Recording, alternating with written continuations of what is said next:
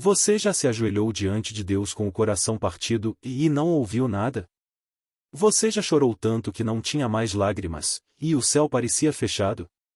Você já seguiu as regras, leu a Bíblia, pagou o dízimo, serviu na igreja, e mesmo assim a dor veio. A doença veio. A perda veio. O abandono veio. E no fundo do seu coração, uma pergunta que você tem medo até de formular em voz alta começou a crescer. Por que Deus está deixando isso acontecer comigo? Se Ele me ama, por que não intervém?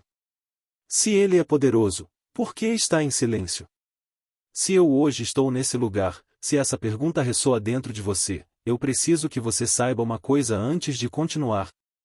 Você não está sozinho. E essa pergunta não é falta de fé. Ela é, talvez, o sinal mais honesto de que você realmente acredita que Deus existe e que Ele pode agir. Porque quem não acredita em Deus e não pergunta por que Ele está em silêncio? Hoje, nesse vídeo, eu quero ir a um lugar que poucos estão dispostos a ir. Quero falar sobre o sofrimento com honestidade, sem respostas baratas, sem frases de cartão postal, sem aquele Deus tem um propósito dito sem nenhuma profundidade. Quero mostrar a você o que a palavra de Deus realmente diz sobre por que pessoas que amam a Deus sofrem, e o que esse sofrimento está produzindo em você, mesmo quando você não consegue enxergar absolutamente nada. Então, se você puder, encontre um lugar tranquilo. Pegue seu fone de ouvido. E fique comigo até o final, porque o que eu vou compartilhar pode mudar a forma como você enxerga tudo o que está vivendo agora. Antes de irmos à palavra, eu preciso ser honesto sobre algo. Existem duas formas de falar sobre sofrimento no universo cristão. A primeira forma é a mais comum.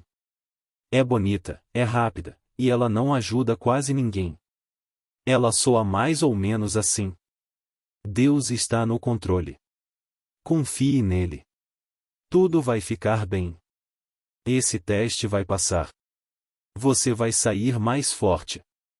Essas frases têm verdade dentro delas. Eu não estou dizendo que são mentira. Mas quando você as ouve no meio da sua dor mais profunda, elas soam vazias. Elas soam como alguém que está com pressa de terminar a conversa desconfortável. A segunda forma de falar sobre sofrimento é mais lenta, mais honesta, e mais difícil. É essa que eu quero escolher hoje. Porque a Bíblia não é um livro de autoajuda. Ela é um livro sobre a realidade. E a realidade inclui dor, luto, noites sem resposta e silêncios que doem como feridas abertas. Davi escreveu: Até quando, Senhor? Vai me esquecer para sempre? Até quando esconderás de mim o teu rosto? Isso está no Salmo 13. Isso está na Bíblia. Isso é a palavra de Deus. Em outras palavras, e a própria Bíblia valida a sua dor. Ela valida a sua pergunta. Ela não pede que você finja que está bem quando você não está. E se a palavra de Deus valida a sua dor, então eu também posso validar aqui. Sem vergonha. Sem julgamento. O que você está sentindo é real. E Deus sabe exatamente onde você está. Agora eu quero te levar a uma história. Uma das histórias mais antigas e mais poderosas de toda a Bíblia. A história de um homem chamado Jó. Você provavelmente já ouviu o nome. Mas eu quero que você leia essa história de um jeito diferente hoje. Não como uma lição de escola dominical. Mas como um espelho. Jó era um homem íntegro. A própria Bíblia diz isso no primeiro capítulo. Havia um homem na terra de Uz chamado Jó, e esse homem era íntegro e reto, temente a Deus e que se desviava do mal. Ele não era perfeito como ser humano. Mas ele era alguém que genuinamente amava a Deus. Que buscava a santidade. Que cuidava da família. Que orava todo dia. E então, tudo desmoronou. Em um único dia. Jó perdeu seus bois, seus jumentos, suas ovelhas. Perdeu seus servos. Recebeu a notícia que seus filhos, todos eles, morreram quando a casa desabou enquanto estavam jantando juntos. Tudo. Em um único dia. E não parou por aí. Depois, seu próprio corpo foi atingido. Ele ficou coberto de úlceras da cabeça aos pés. Sentou-se no meio das cinzas, arranhando a própria pele com um caco de cerâmica. E a mulher dele, no lugar de apoiá-lo, disse: E ainda você persiste na sua integridade? Amaldiçoa a Deus e morre. Jó estava sozinho. Destruído. Doente. Enlutado. E então chegaram 3 amigos. Elifaz, Bildade e Zofar. Quando eles chegaram e viram o estado de Jó, e eles choraram. Rasgaram suas roupas. Ficaram em silêncio por 7 dias inteiros. 7 dias de silêncio. Apenas presença. Isso foi lindo. Isso foi amor. Mas depois que Jó começou a falar sobre a sua dor, os amigos mudaram de postura. E eles começaram a fazer o que as pessoas religiosas frequentemente fazem quando não têm resposta.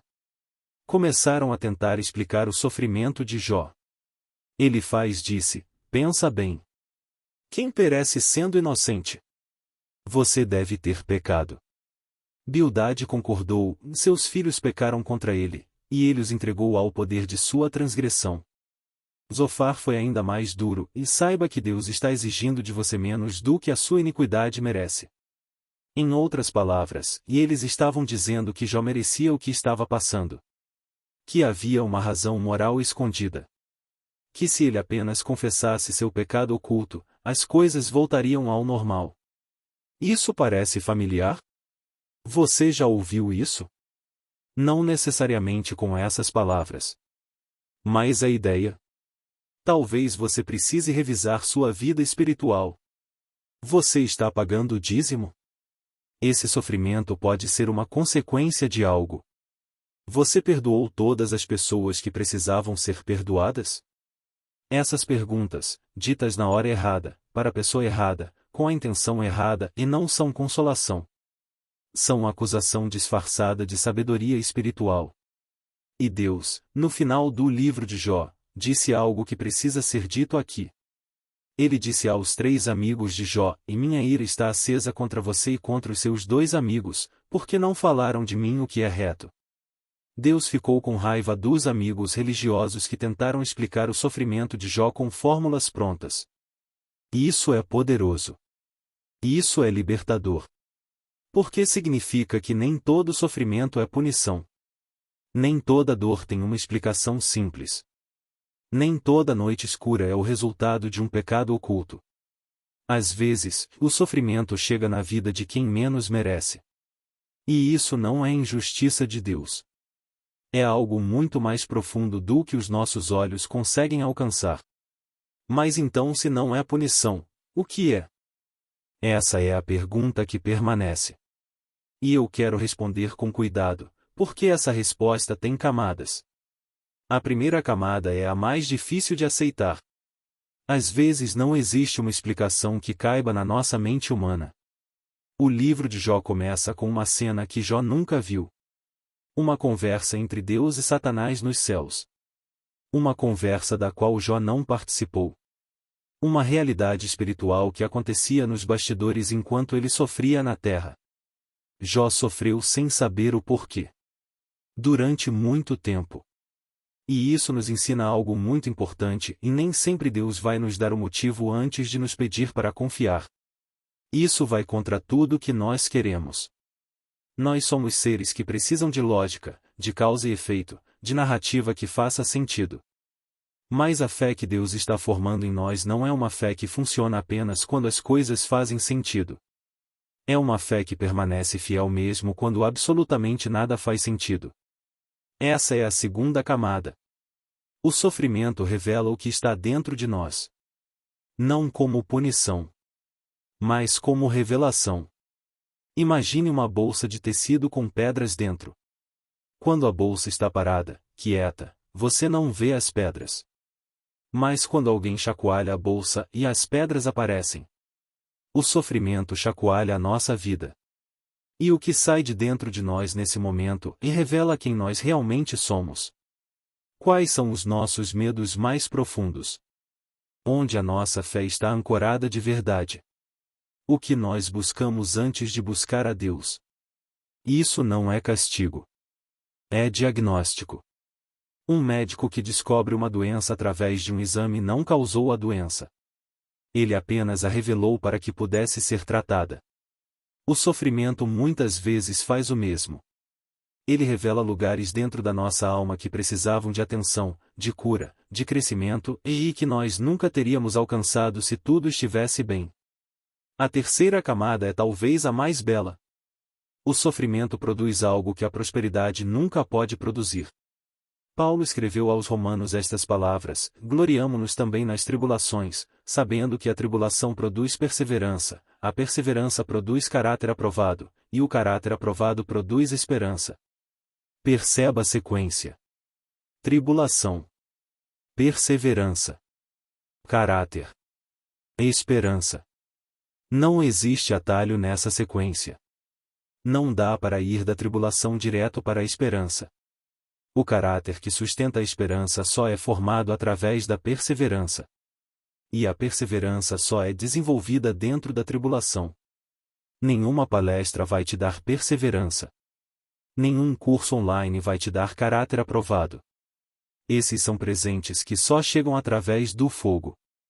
E quando Paulo fala em caráter aprovado, a palavra original em grego é dokimos. Ela vem do vocabulário dos ourives.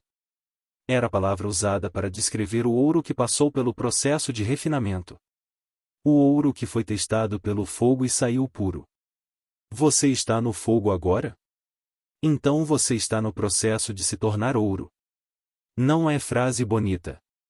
É a palavra de Deus. Mas eu quero ir ainda mais fundo. Porque existe uma dimensão do sofrimento cristão que poucos falam e que é talvez a mais poderosa de todas. O sofrimento nos aproxima de Jesus de uma forma que nenhuma outra experiência consegue. Paulo disse algo impressionante em Filipenses 3.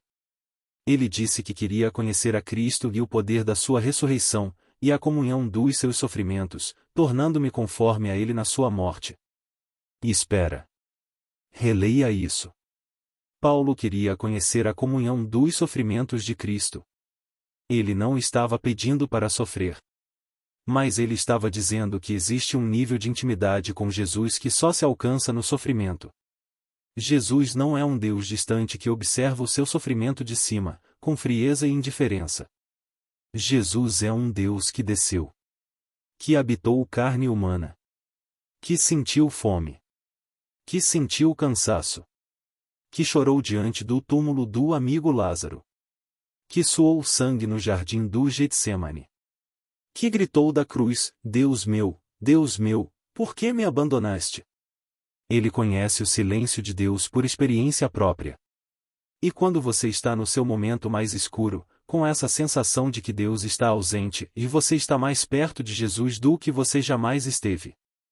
Por que você está sentindo o que ele sentiu? Não como punição. Como comunhão. Isso muda tudo. Pelo menos para mim muda. Porque antes, o sofrimento parecia um sinal de afastamento de Deus. Como se quanto mais eu sofresse, mais longe eu estivesse dele. Mas a palavra diz o contrário. O sofrimento, quando atravessado com fé, pode ser o maior portal de aproximação com Jesus que existe.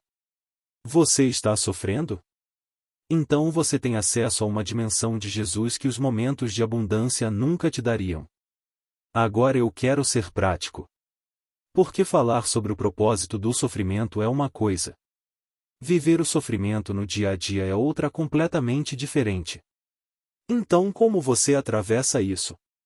O que você faz quando está no meio da noite escura da alma e não consegue enxergar a saída? Primeira coisa. Seja honesto com Deus sobre o que você está sentindo. Não finja. Não tente orar orações bonitas para impressionar a Deus. Ele conhece o seu coração antes de você abrir a boca. Jó foi honesto. Davi foi honesto. Jeremias foi honesto. O próprio Jesus foi honesto no Getsemane. Fale com Deus como ele fosse seu pai, porque ele é. Diga que você está com medo. Diga que você está com raiva. Diga que você não entende. Diga que você está exausto. Essa honestidade não é falta de fé. É fé madura o suficiente para confiar que o relacionamento aguenta a verdade. Segunda coisa. Cuide da sua sanidade física enquanto atravessa o espiritual. Elias, depois de uma das maiores vitórias espirituais da sua vida, caiu em depressão profunda. Correu para o deserto e pediu a Deus para morrer. E o que Deus fez? Ele não pregou para Elias. Ele não o repreendeu. Ele mandou um anjo, que chegou com comida e água. Levante e come, porque o caminho é longo demais para você. Às vezes Deus sabe que o que você precisa não é de mais sermão. É de sono. É de água. É de comida. É de presença humana. Não negligencie o seu corpo enquanto cuida da sua alma. Eles não estão separados. Terceira coisa. Encontre uma ou duas pessoas que possam ficar em silêncio com você. Lembra dos amigos de Jó? Os primeiros 7 dias foram perfeitos. Eles ficaram em silêncio. Só presença. Você não precisa de pessoas com respostas.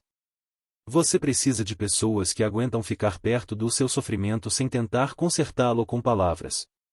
Se você tem alguém assim na sua vida, ligue agora. Ou mande uma mensagem. E diga: eu estou passando por algo muito difícil. Você pode simplesmente ficar comigo um tempo?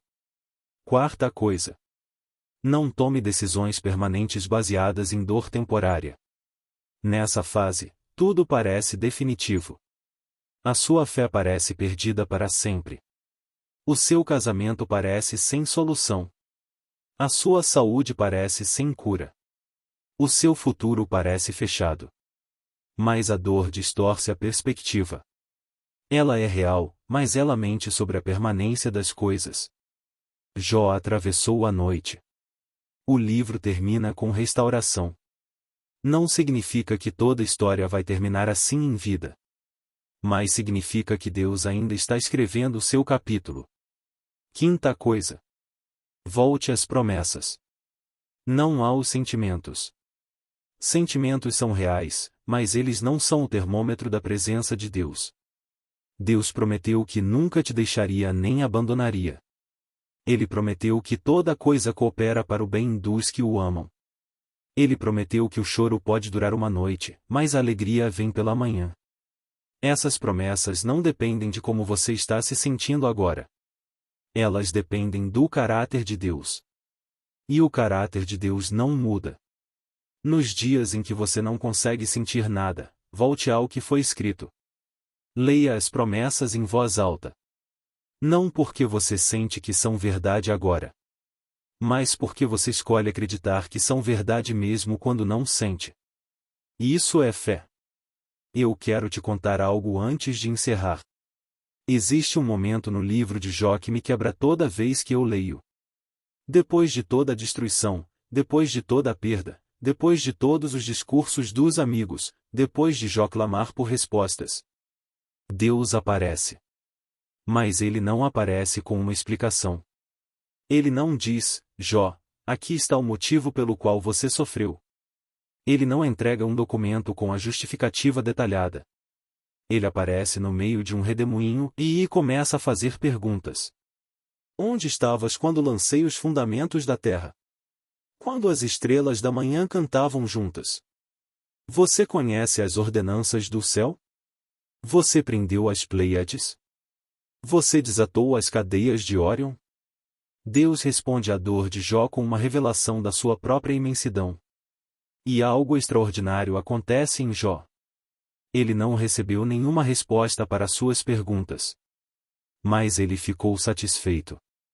Ele disse: eu te conhecia só de ouvir dizer, mas agora os meus olhos te veem.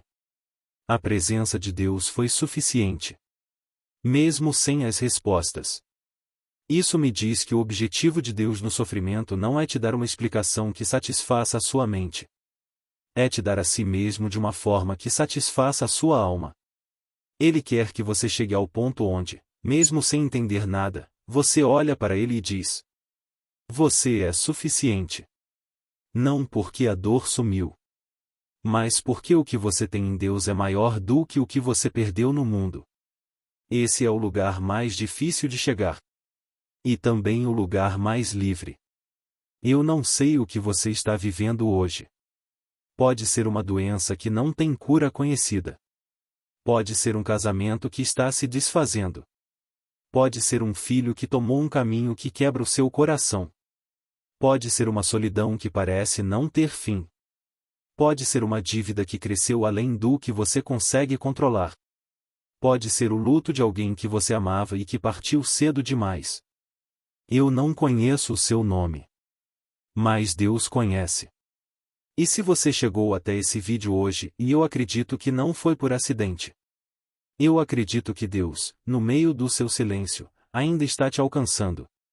Através de um vídeo no YouTube, de um celular na sua mão, de uma mensagem que Ele plantou nessas palavras especificamente para você. Ele não está te ignorando. Ele está trabalhando em lugares que os seus olhos ainda não alcançam. E o que Ele está construindo em você, através dessa estação, tem um valor que vai além do que qualquer prosperidade poderia te dar. Você está sendo formado. Você está sendo refinado. Você está sendo preparado. Para o quê? Eu não sei. Mas Deus sabe. E isso precisa ser suficiente. Antes de encerrar, eu quero orar com você. Se você puder, feche os olhos. Coloque uma mão no seu coração. E repita comigo em silêncio ou em voz alta, do jeito que você preferir. Senhor, eu não entendo tudo o que está acontecendo. Eu não tenho as respostas que eu queria ter. Mas eu escolho confiar no teu caráter. Eu escolho acreditar que o teu amor por mim não diminui no silêncio. Eu escolho crer que nada do que estou vivendo escapou das tuas mãos. Obrigado por não me abandonar mesmo quando eu não conseguia sentir a tua presença. Obrigado por estar trabalhando mesmo quando eu não enxergava. Eu entrego a ti o que eu não consigo carregar. E eu peço que o teu Espírito me dê a força para dar o próximo passo. Só o próximo passo, Senhor. É tudo o que eu preciso agora. Em nome de Jesus. Amém. Se você chegou até aqui, obrigado por confiar seu tempo a esse vídeo. Se esse conteúdo tocou o seu coração, compartilha com alguém que você sabe que está passando por uma noite difícil. Às vezes a coisa mais poderosa que a gente faz por alguém é mandar um vídeo às 2 da manhã dizendo, eu estava pensando em você. E se você ainda não se inscreveu no canal, faz isso agora. Porque toda semana eu estou aqui, tentando ir mais fundo, com mais honestidade, sobre fé, vida e tudo o que acontece no meio das duas. Você não está sozinho. Até o próximo vídeo.